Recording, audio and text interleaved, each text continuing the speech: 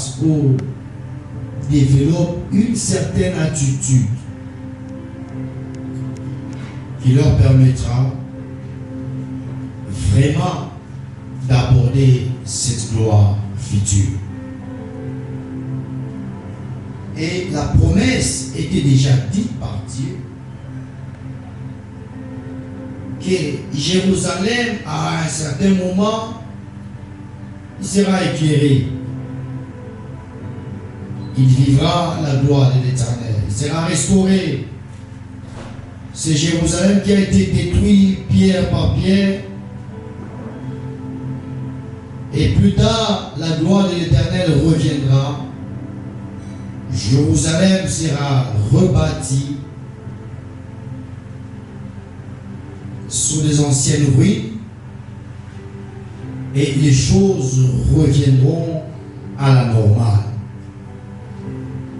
Alors, quand Dieu dit, quand Dieu parle, il parle. Est-ce qu'on est d'accord?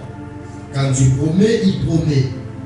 Il promet le relèvement de Jérusalem, la gloire de Jérusalem, le succès de Jérusalem, la nouveauté des vies de Jérusalem. Alors, ces choses que Dieu a promis devaient trouver un peuple assis. Est-ce qu'on est d'accord?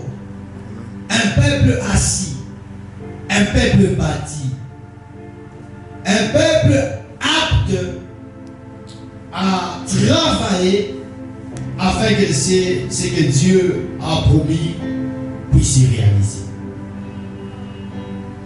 J'aimerais faire comprendre une personne. Dans notre vie, il y aura toujours des parts. La part de Dieu et la part de l'homme. La part de Dieu, c'est de réaliser, d'accomplir, d'honorer sa parole, d'apporter cette gloire et d'introduire dans une nouvelle vie, une nouvelle marche de distinction, de gloire, de succès. Mais la part de l'homme est de développer les aptitudes, atteindre une certaine altitude, développer en lui de capacités, afin que quand la gloire de l'Éternel arrivera, qu'il le trouve au bon poste. Comme Habakkuk dit, j'ai été à mon poste. Non seulement être à un bon poste, mais avoir les atouts pour développer, conserver, mais aussi garder cette gloire. Est-ce qu'on est d'accord? Alors, quand Dieu promet la gloire à Jérusalem, et cette gloire ne devait pas, vraiment je crois dans mon imagination, arriver sur un peuple qui dort. Est-ce que vous êtes d'accord? Cette gloire ne devait pas arriver et trouver un peuple qui somnole, un peuple qui dort, un peuple qui est distrait. Non. Et j'ai aimé ce que la servante de Dieu, Joss, a dit hier. Il a fait le parallélisme entre de grandes personnes, autrement dit, ceux qui sont adultes et ceux qui sont jeunes. Et on dit souvent que les jeunes sont méprisés. Mais bien que les jeunes sont méprisés, ils ont la vigueur. Un jeune a la vigueur. Un jeune a la force. Un jeune peut influencer facilement. Et cette promesse de Dieu devait arriver sur un peuple qui a la vigueur. Un peuple qui a la force. Un peuple qui est prêt à influencer.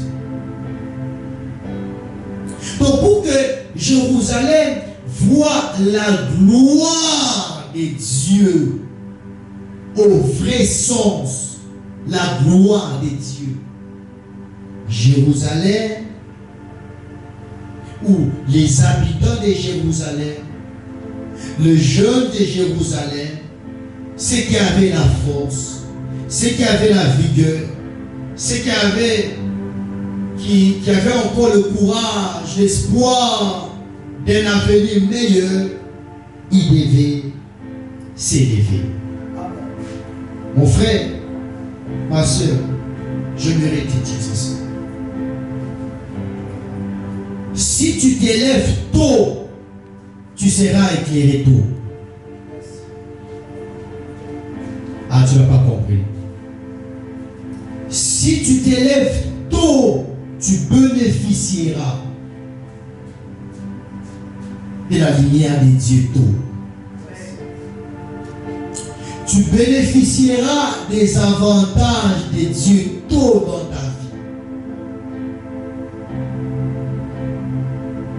Et si tu t'élèves tard, tu subiras plusieurs conséquences.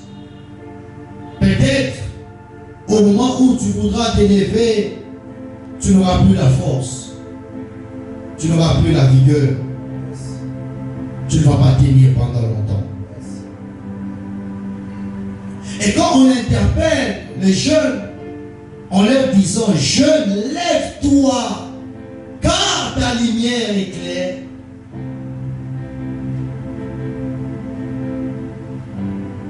Je vais te dire une chose, ou te faire comprendre une chose.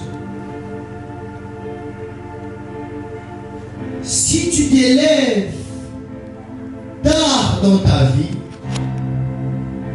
tu vas vivre une durée éphémère de l'éclat de la lumière. Mais si tu t'élèves tôt dans ta vie, tu vas vivre une longue durée, une longue période de l'éclat de la lumière dans ta vie. À toi de faire le choix. À toi de choisir.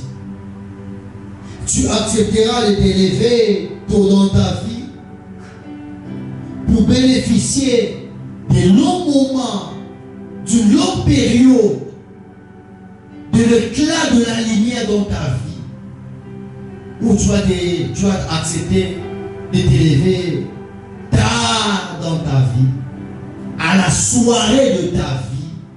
Et quand tu t'élèveras à la soirée de ta vie, rassure-toi que tu n'auras pas la force, tu n'auras pas la vigueur.